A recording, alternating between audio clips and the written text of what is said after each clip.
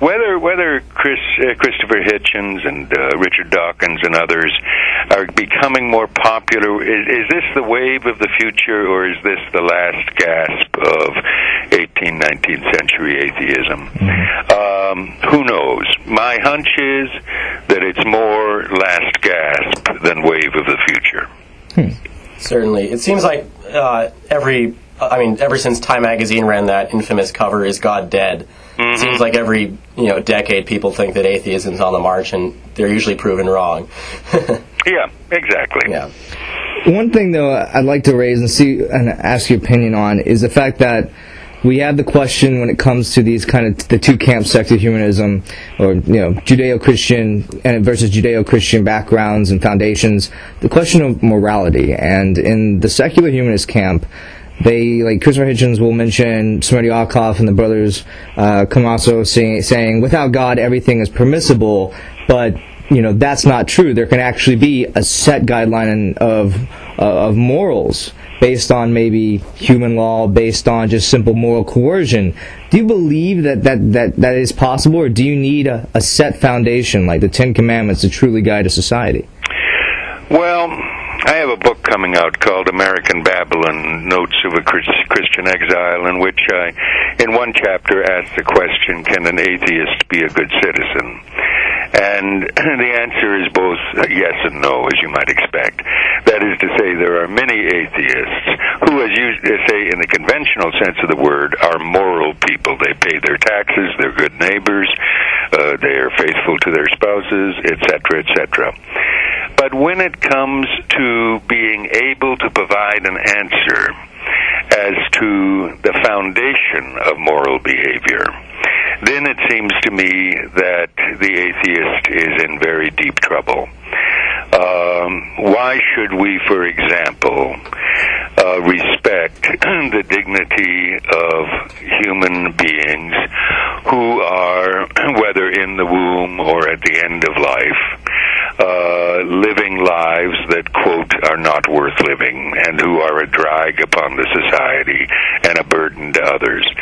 I think to answer that question, you have to resort to a rich philosophical, moral tradition of reflection that is inescapably and inseparably grounded in Judeo-Christian religious faith, such as we have, for example, in the Declaration of Independence with respect to the self-evident truth of all human beings being created equal and having certain inalienable rights. And I think that it is at that point where the atheist cannot be a good citizen, because part of being a good citizen is to be able to provide the philosophical and moral grounding and rationale of the political order of which you are part. Right. I guess that's a good segue to lead into another sort of broader question I had regarding, I guess, your opinions on religion in the public sphere, specifically the intermingling of state and religion, or politics and religion, as you may. I guess I would ask, sort of, what would you say is there's some people who say that there's sort of God's law and civil law. Would you say that there's a separation there, or that there's a blur regarding those two things? Well, I would say there is a natural law that is based upon universal human nature and can be discerned by the gift of human reason, by all reasonable people. And then there are civil laws, which are the answers that in a democracy the people give through their elected representatives to what Aristotle described as the political question, namely, how ought we to order our life together? Sometimes the natural law and the civil law are in sync and mutually reinforcing. At other times there's a conflict between them. And this is part of the ongoing process of democratic deliberation. And in that deliberation, which includes things like elections and campaigns and propaganda on all sides. In that process, obviously people bring their deepest moral convictions to bear in making the kinds of arguments that they think support the right answer to the question, how ought we to order our life together? And religion inescapably is involved in that process. To say that, when you come to the public square, when you come to the political process, you have to leave your deepest convictions behind, check them at the door, so to speak, is a profoundly anti-democratic proposition.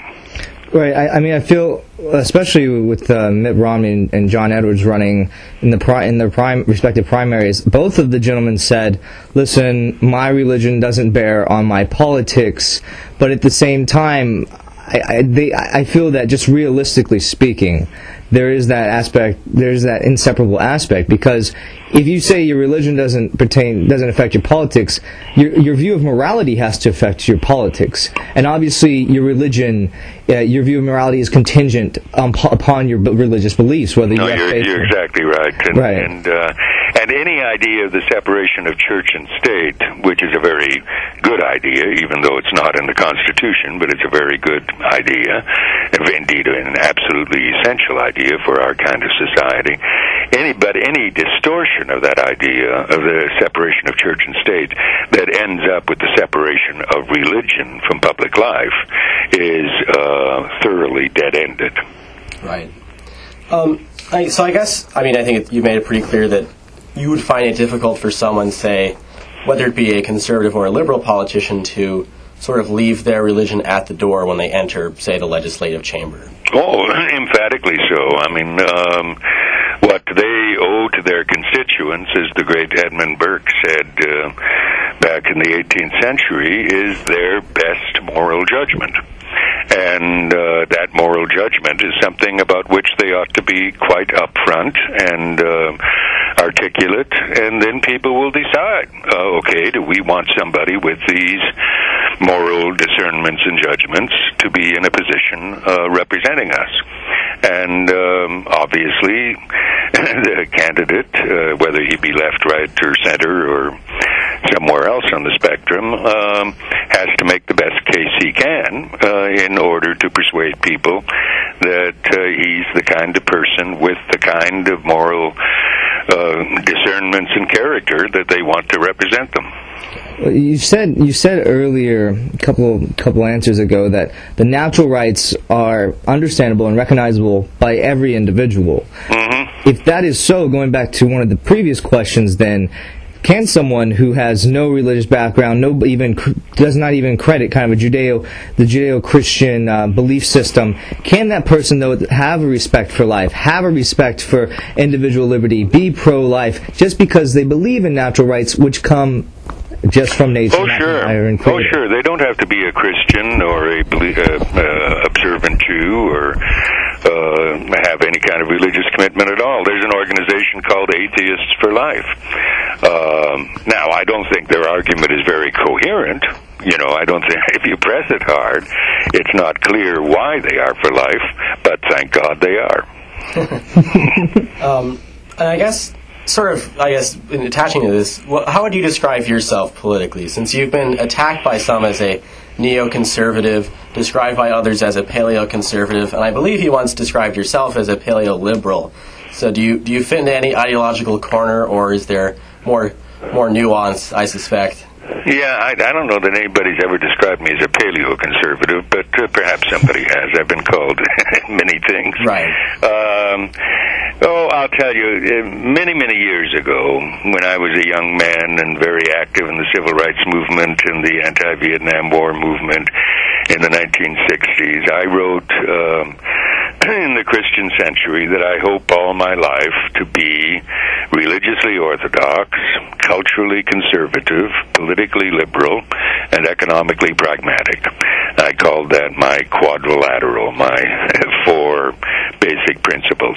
And I'd say that that's exactly where I am today. The big thing that has happened over the last 40 years is the change in the definition of political liberal.